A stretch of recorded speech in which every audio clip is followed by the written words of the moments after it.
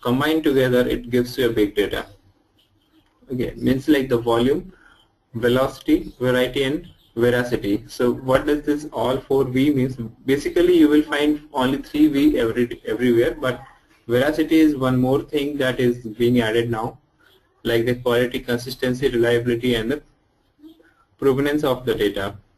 Okay, but the volume, velocity, and the variety are common everywhere. You will see everyone will talk about these 3Vs, because volume is nothing but the total amount of data. You can say like terabytes or the petabytes of data. Velocity, the flow of data, because you know, right, any of the, if you take any example like the stock exchange market or the Facebook, any social media, or any of the sensors like weather forecasting sensors or the satellite sensors, it generates a lot of data in very short span of time, right? Yeah. So that is called velocity. Means the data is generated at a very quick pace. Yeah, the very fast pace. So, and the variety means like any type of data can be generated, right? So it creates a log files, it creates a audio, video files, streaming files, flat files. So any sort of data which comes, which flows, okay, to make the velocity and the volume is called variety. Yeah. And the fourth, yeah, go ahead. Yeah, variety is obviously structured and unstructured data. Correct. Yeah. So veracity is something like quality, consistency, and the reliability. So good, bad can be defined, good, bad, undefined, inconsistency, and incomplete. So see, we have lots of data. It can be a good format, it can be a bad format, it can be consistent, it can be non-consistent, like inconsistency should not be there, but means like it can be there, right? So we have to deal with all these 4Vs, which makes a big data platform, which deals with the big data. Okay. Am I clear on this 4Vs? Yeah. Okay. And now see, in the current market scenario, we have 100% of data, and but the 20% data is only structured, which we use in RDBMS format, the ANSI standard SQL based. But the 80% are like unstructured data, log files, video files, and so on. So the business is now not able to use those 80% on data which are unstructured, because they don't have a platform where they can process it, where they can make use of data for their business decisions. Okay. That's why Hadoop has been developed, and it is being used. So what are the different areas where the big data platform can be deployed and can be used are the IT field, obviously, then the finance, telecommunication, media, life science, retail, and there are many more developing up. So, but these are the broad categories. See, finance, you can have better and deeper understanding to avoid risk of the credit crisis. Then telecommunication, to make the reliable more network, predict and prevent. Yeah, I mean, yeah, but right now most of the telecom networks reliable. This part of it is mostly still in the RDBMS, like AT&T. I mean, I had a small gig at AT&T, and I don't know, like, there's no Hadoop there still. I mean, they may be getting now, but most of it is still in the traditional RDBMS. Yes, everywhere. Not in AT&T only, or not in only in the telecommunication. Yeah. It's everywhere in the RDBMS now. So they are gradually and slowly moving it, because overnight they cannot change it, right? Yeah. So they are just trying to like set up a platform, and they are trying to understand whether this big data can be used for their business, their applications, and if it can be used, how they can leverage it, how good it will be. Because see, from last 20 years, almost 20 years, IT industry is residing on RDBMS, right? Yep. And this big data platform has boomed in last 5 years. Although it was started developing long back, but the booming of big data has there in the market in last 5 years. So obviously, even most of the companies, they don't know what is big data, so they are just they are trying to set up a platform. They are trying to dig into big data, and they are looking into what are the different possibilities where they can use it. Okay, see, as a storage, if you see, big data can store a lot of amount of data. As a processing, yes, big data Hadoop has a capability where you can process a huge amount of data with a very quick pace, because you can scale it linearly, where you can add hundreds of nodes with good configuration, and you can split the task. You can work on each and different nodes. You can get the reliability, you can get the failover mechanism very quickly. But obviously, whether it is feasible for your business, that is the area where companies are still researching. Yeah. I mean, what I was reading, they say Hadoop is much more for, like unstructured data is better, and they say it's more good for the read-only data. No, it means that Hadoop is mainly for unstructured data, definitely, because you can process, you can do some text mining and getting information from the raw data itself. You can process it and see. Logs are definitely unstructured data, right? Yeah. When you process it, you are trying actually to get some relevant information out of those logs using the MapReduce module. When you process the logs using MapReduce module, definitely you are trying to get some output in different formats. So at the end, you are using RDBMS again to store those information, whether you use RDBMS or the Hadoop platform itself. One second.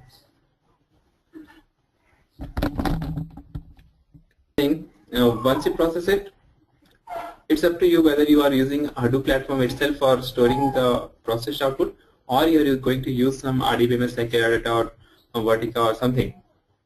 Okay, so if someone asks you whether Hadoop is a replacement of RDBMS, definitely it's not a replacement. It is just a way where you can process unstructured data, and it adds processing capacity to your existing IT infrastructure. That's all. It's not a replacement for any of your RDBMS systems. Is it clear, Sudhakar?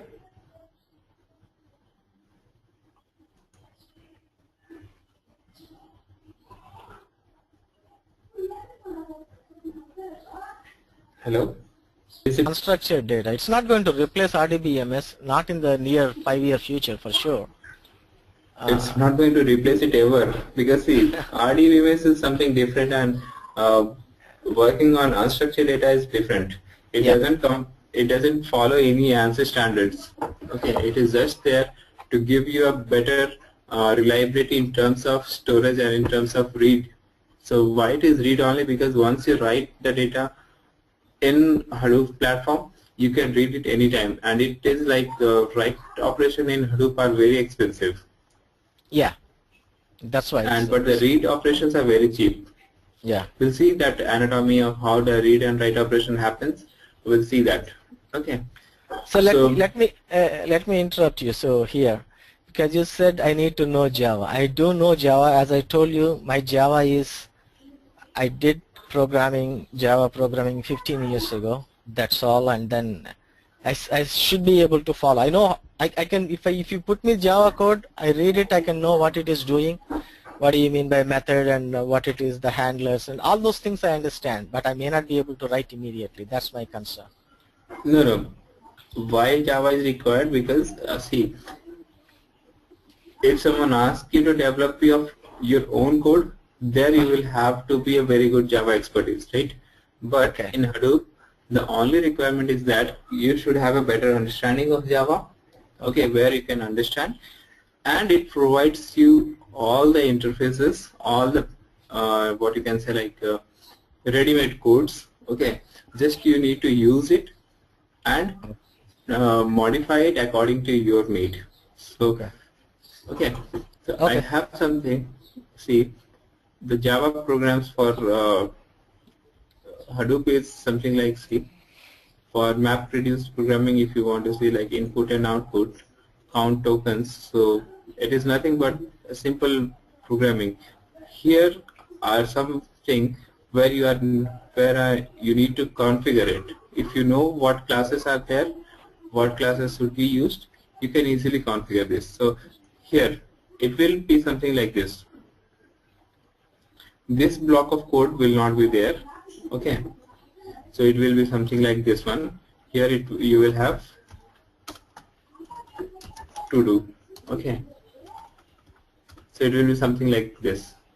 So at this block of code, what you need to implement, that's up to you, and you need to replace this commented line with the actual code, and you need to work. So it is already a what you can say created code, and you need to just replace the actual thing. Okay. The commented lines with your required codes. Okay. So that's easy. It's not very tough. Okay. Okay. So you got to know how and what areas we can use this. So life sciences are using big data as a very big advantage, because they have lots and lots of combinations. So if you say the DNA combinations, right? Yep. I know. It has a lot of combinations, so it requires a lot of space and lots of processing. So life science is one of the area where big data is being used a lot. It has already started implementing. And the retail part is already started. See, whenever you surf any e-commerce website, okay, Amazon or something, so what happens? The same advertisement, the same product advertisement you will get on different pages, even on your Facebook, on your Gmail, on your Yahoo. Why does this happen? Because they are capturing your preferences based on your IP, based on your user ID. So that's where retail is using big data platform to analyze the contents, the way you look into the e-commerce websites. So if you are looking for some mobiles, definitely if you close the Amazon store event, you will get the same mobile advertisement on your Facebook. Yeah. On the right hand side. Okay. Yeah, they capture the IP. I mean, I know. Yeah. They capture the IP. So these are the way. So coming to the next slide, what are the big challenges for the big data storage and analysis?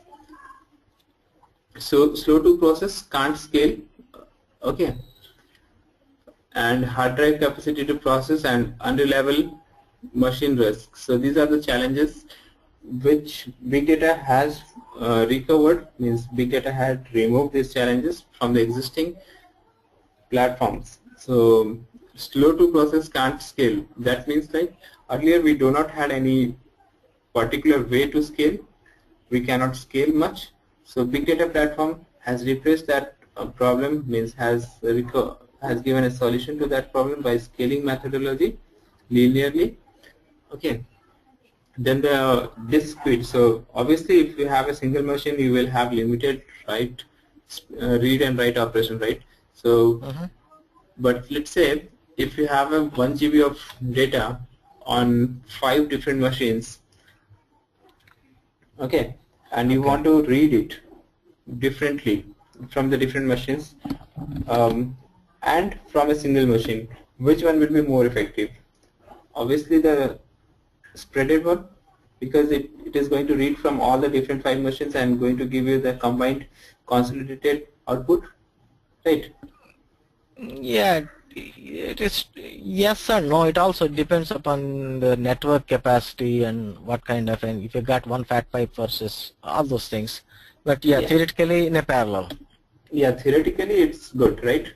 Yeah. Obviously there are physical constants will always be there. You cannot remove that. like the network speed, then disk failures, then Yep. Yeah. capacity of your each machine's processing. So there Yeah. are physical obstacles, obviously. Yeah. See, the reliability, if I say, let's say five machine node are there, and if one machine goes down, and the replicated data was only one, you will not get that um, data which was residing on the failure node, right?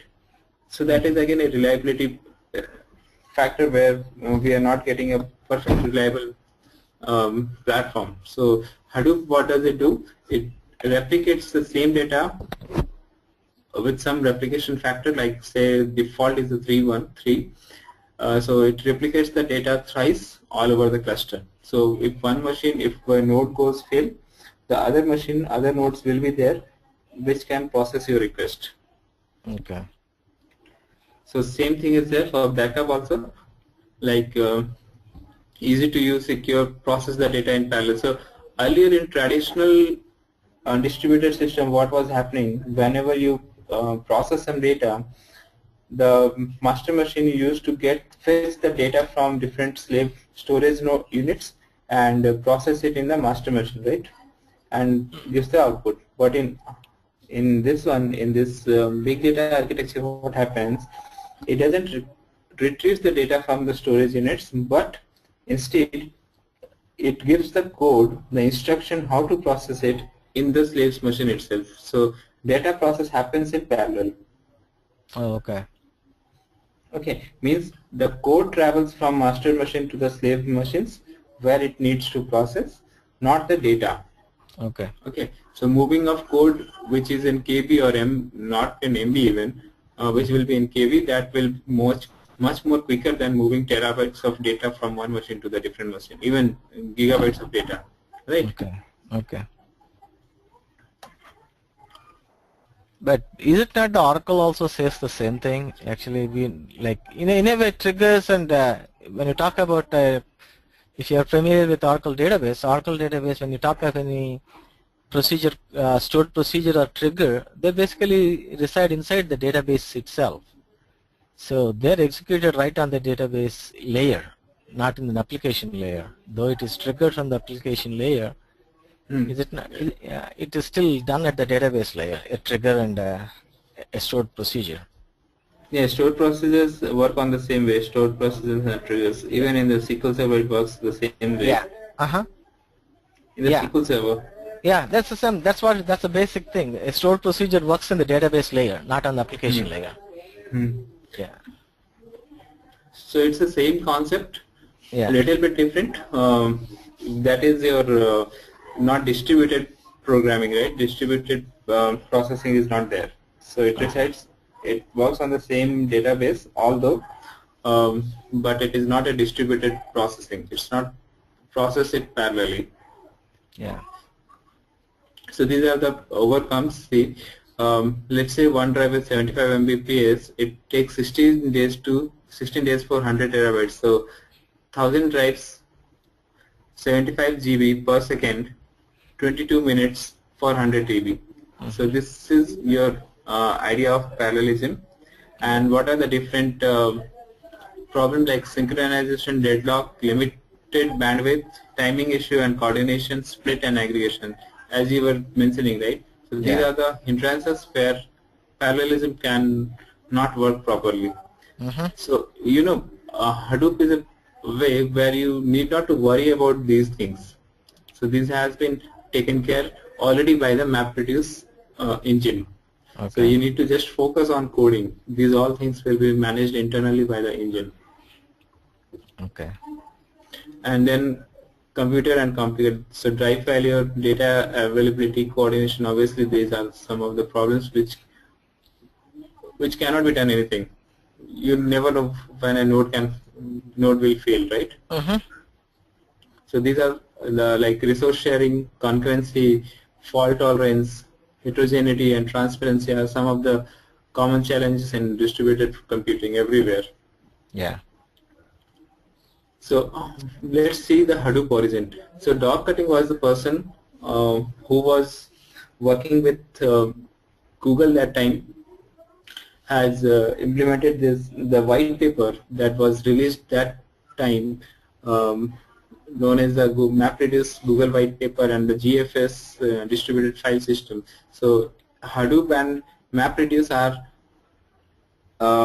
actually a basic implementation of the Google's white paper, which mentioned how to process a big data in terms of MapReduce Java programming and how to store it, how to keep those data in a network, in a distributed platform, was there in the white paper. So Doc Cutting, who was actually working for Google that time, and later on he moved to Yahoo for a dedicated resource, for a dedicated development for Hadoop. So Doc Cutting, he created all these codes and he gave it to the Apache and made it as a open source. Yep. I hope you are already aware of these things. So it's just a basic. Yeah. So how does the name of this project, like why Hadoop is the name given? So it was because of the yellow stuffed elephant, which was toy elephant of his son, right? I didn't know that. Okay. So actually what was happening when he was just doing these things, he was not sure to what to name this project. Okay. So since it works on a very big platform, very big data, and elephant is a big animal, right? So that particular moment, his son was playing with a toy elephant, yellow toy elephant. So he got an idea, why shouldn't we call it as a Hadoop? And his son was calling that toy elephant as Hadoop. It is not that Hadoop is a synonym of elephant. Okay, gotcha. Okay. So these are some points. If you remember, that will be like helpful. So store and process data, large amount of data. Petabytes. Okay. Performance, storage, processing scale linearly. Compute should move to data. That is what I told. Code should move to data, not the data should move to code. Then simple core, modular, extensible. Failure is normal as expected. So we have replicated factors which we use for to overcome this failure. Manageable and heals self. So it's the engine, Hadoop engine, which manages everything without the notice of the programmer. So it is like if your node fails down, there is some coordination services which will try to automatically recover those nodes. If it is not recovering, like it is like power is not there, so that cannot be recovered, right? So that time it will give you an alert that this node has failed from so and so long time. Please look into that. So that kind of alerting mechanism is there. If it is like recoverable by itself, so there is a coordination service called as Zookeeper, which manages all this. Okay, and then design run on commodity hardware, cost effective. That's the basic thing. So what is a commodity hardware, Sudhakar? Yeah, all this x86, anything you just go and buy in the eBay. Yeah, correct. So Hadoop achieves complete parallelism. How do it achieves it? So it splits up the data, processes the data in parallel, sort and combine to get the answer. So once it processed, it sorts and combines to get the answer. Schedule, process and aggregate independently. Failures are independent. Handle failures. Handle fault tolerance. So failures are independent. What does it mean? Any idea? Failure independent means, suppose if I got 100 nodes, 2 nodes fail, it is just those 2 nodes failed. Correct, so and there will be a replication. Yeah, the 98 are still working. Yeah, 98 are still working, and there will be some replicated. Obviously, there will be some replication of the same data somewhere on the other 98, so it will process it from there. Yep. So it's a Hadoop history started in 2002, 2004 with Doc Cutting and Mike Caffarella. And 2003-04 is actually the date when Google publishes this GFS and MapReduce paper. The GFS And is Google File System, right? Actually? correct. Yeah. Yes, it is the same thing what you will heard in Hadoop HDFS. HDFS and Same. GFS are the same, actually? Yes, you're correct. Okay. Mm-hmm. Both are same. MapReduce programs, what is used for Google and what is used in Hadoop, both are same. Okay. The only difference is that this is a open source where you will get a lot of varieties, versions, but in Google it's a proprietary, right? Okay. Yeah. That's the only difference. So Yahoo hired Cutting build team to develop Hadoop. 2007, New York Times converts 4 terabytes of archive over 100 EC2 cluster of Hadoop. Web scalable deployment in Y, that is like Yahoo and Facebook and Twitter. Mm-hmm. So, Hive is a product of Facebook, Pig is a product of Yahoo, and obviously MapReduce is there. Really?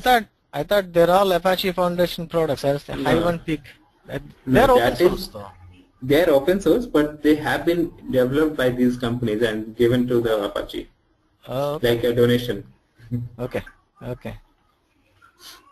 So this is the latest sorting that Yahoo sorted a petabyte of data in 16.25 hours over 3658 clusters, node cluster. Node cluster. Okay. All right. Wow. So that is what we had already discussed. What is Hadoop and RDBMS? So yeah. It is not a replacement. It is just a extended use of processing. Like it's a what I can say. Mm-hmm. It's a complementary. Actually, it doesn't replace RDBMS. It's a complementary. Yeah.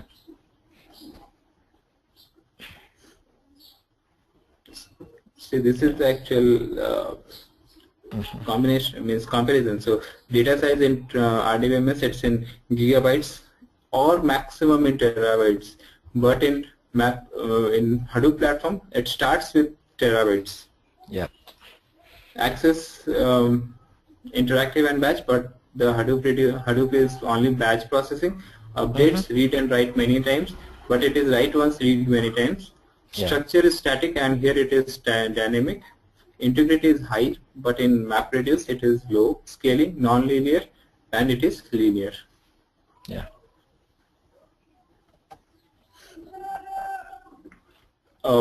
Is Hadoop alternative for RDBMS? See, Hadoop is not replacing the traditional data systems used for building analytic application, the RDBMS, EDW, and MPP systems, but rather it's a complement.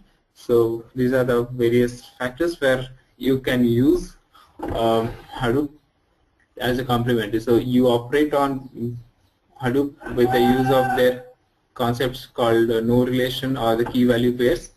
Okay. And you process and save it. You process the unstructured data and the structured data, and you save it in RDBMS, and you can use it. So in Hadoop, if you want to use some structured storage, you can use HBase. Again, HBase is again an implementation of Google Bigtable. So if you have heard about the Bigtable of Google, it's the same concept what is used in HBase.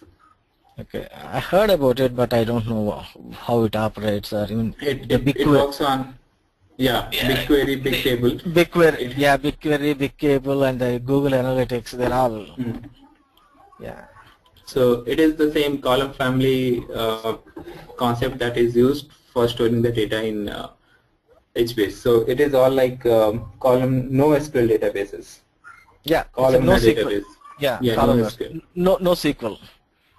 NoSQL databases. So as I was mentioning, in Hadoop architecture, you have HDFS and MapReduce as the main components which will be used. HDFS is nothing but the storage unit, and MapReduce is nothing but the processing unit. Okay. So Hadoop has a master-slave architecture for both storage and processing. So it's the daemons what are there in MapReduce, sorry, in the Hadoop architecture are name node, and which are associated with the slave nodes known as data node. Name node is known as master node, and here it's the secondary name node, which doesn't mean that it's a replacement of name node when it fails, but it is just there to keep the backup periodic checkpoint. Okay, so in case anytime when name node goes down, you can restore it, or you can promote it to become a name node. But it is not like that. When it fails, it will take the task. It's not like that. Okay. So you So have to manually shift it over or do that. yeah, you have to do it manually. It is not like a backup kind of thing. Means not the backup. It takes the backup, but it not automatically switches to name node. It doesn't works like that. Okay, you have to manually So the recover it. Mhm.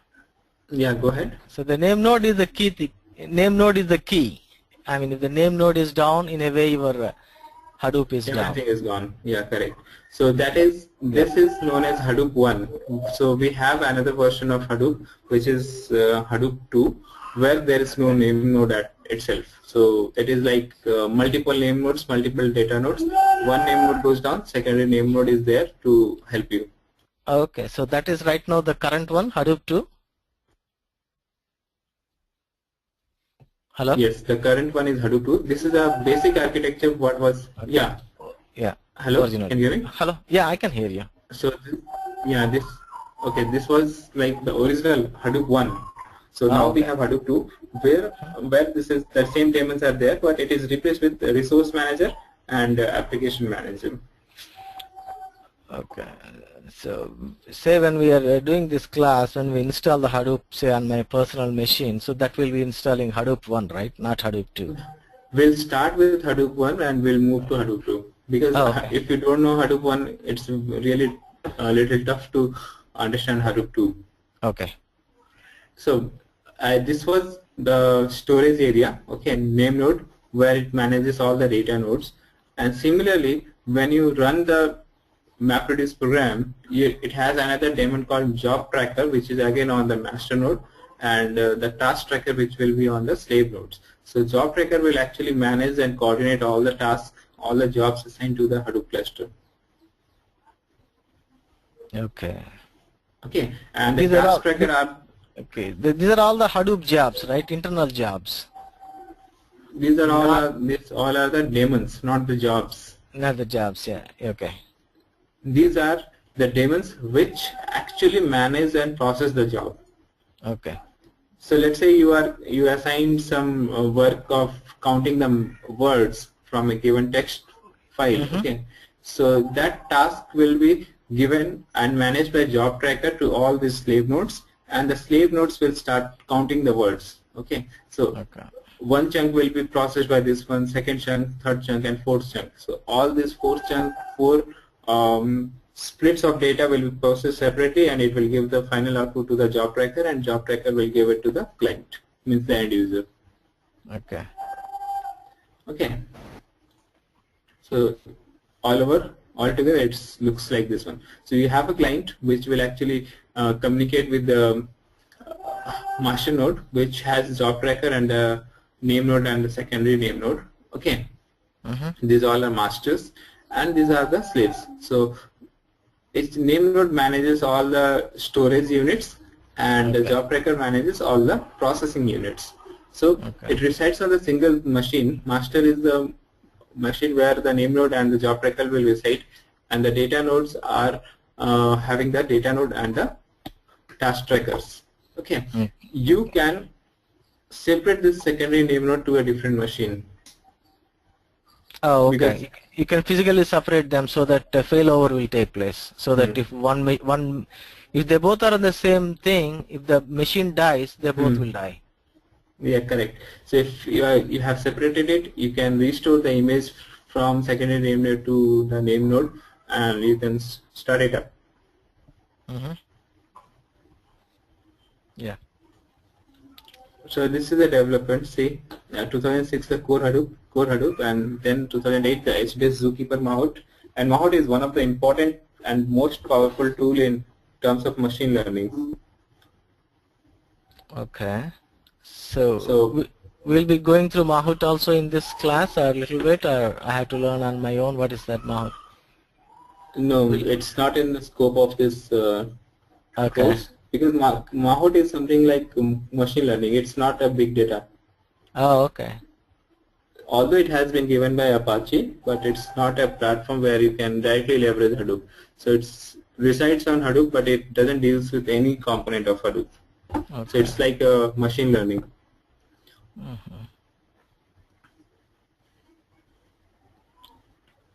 You know that NLP, natural language processing, have you ever heard about that? Heard natural language processing. Yeah, I heard about it. So that is something related to machine learning. So Maho deals with those things. Okay. It has its own different formulas, different ways of doing that.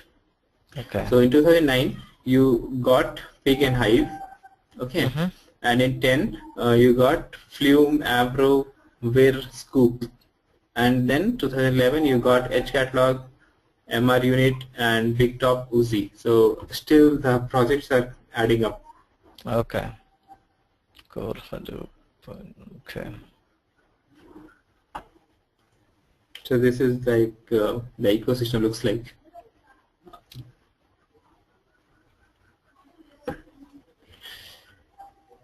The Hadoop environment. So in terms of learning, we will be using Hadoop environment in terms of standalone, pseudo-distributed, and fully distributed. Standalone, we are not going to use it.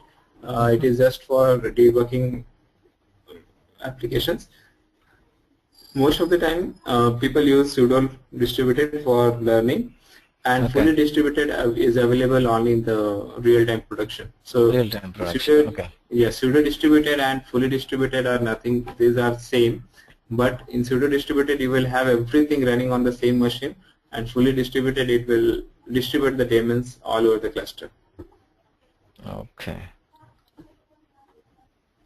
Okay, so we'll see how we can set up pseudo-distributed and fully distributed. Everything I will be like sharing it. Okay. Yeah. Okay. So what kind of a JV we have to set up? Like we have to install a Java application server also? No, no servers are required. No Tomcat or anything? Nothing. Nothing. So in Hadoop, see, I'll just show you one thing.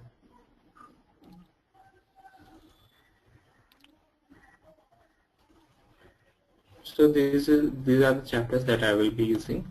Okay. So I will be sharing this. You can use it in Ubuntu or in any of your flavor. Okay, I will suggest use CentOS, the Red Hat distributions, or the Red Hat, okay, directly. That is actually cool. So not this one. Chapter overview HDFS. So I can do it on the Windows 7, right? Windows 7 Professional, or no, you can do it on the Linux machines. So you can install a VMware player like this. Wow. Okay, the VMware player like this, and you can install. You can create a new CentOS system where you can. So this is a virtual Linux machine. Okay, I'll just show you. Okay.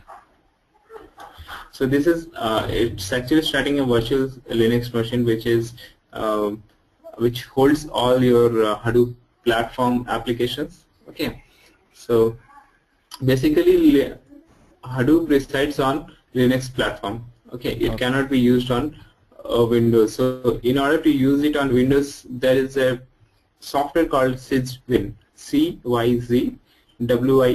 Okay.